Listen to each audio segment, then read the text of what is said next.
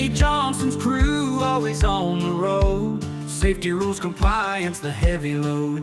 FMCSA tracking every single mile, in the dark of night or when the sun is wild.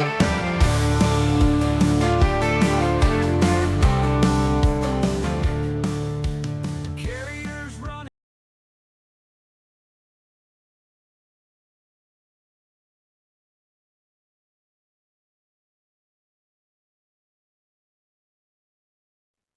All right, and so you go to the FMCSA website. You will click company employee as you're not a federal or state person, and then click next. And then with your company DOT number, you can see me placing it in here. You will look up your company information. Now, once you look it up, if there's an existing company official already, it will tell you that, and you will be requesting a user account. If there is no company official, it will tell you that and tell you if you proceed through the process, you will be accessing the account as the company official. Now, the company official is the person who can grant access to other users and is kind of the main gatekeeper of the company portal account. So in this instance, we're going to go through as the company official. And what you need to do to solidify that is put in your DOT PIN number here and validate it. And it'll give me the available role of company official. And as you can see, once that available role is there, I will select it and add that role to the requested role.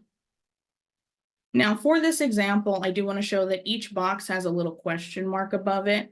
The portal account does a really great job of guiding you through the process of creating it. So if at any point you have any questions, click on the question marks. It'll give you the step-by-steps on what you need to do. In this instance, I'm not going to put the reason for request because I do want to show you that if you miss something, it will give you a pop-up telling you what you need to fill in and what's missing. And what I really like about the portal account is it even highlights it for you so there's no confusion. So the reason for this request is we're creating a portal account. There is no portal account. And once you put that in, I do want to stress that if there's a user, when you put that reason for request, the company official will see that reason. Now, because we're creating the account for the first time, you will put in all your personal information, your first name, last name, emails, and then you're going to create a user ID and password.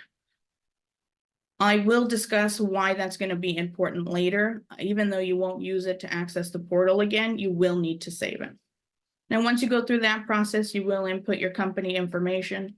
You'll put your principal place of business for your company, as well as the phone number, company legal name, your job title, and your preferred contact method. Now, the preferred contact method, as a best practice, I always say email. As you can see, this is an example of some fictitious information. Now, that's as simple as it is for the portal account. They will give you the rules of behavior saying you'll use the portal account appropriately. You won't use it for any malicious intent. And then you will have to check all the terms and conditions. And then as you can see, there's some highlighted options there for training materials and items like that, that you can download and reference as you familiarize yourself with the portal. Now, once you click submit, it will load for a significant amount of time. The portal accounts can take up to 24 hours to become active. I find that if you let it load for a little bit, come back later and then try to sign into the portal, you almost always have success signing in. But again, it can take up to 24 hours depending on the processing time and the internet that day and all of those fun things.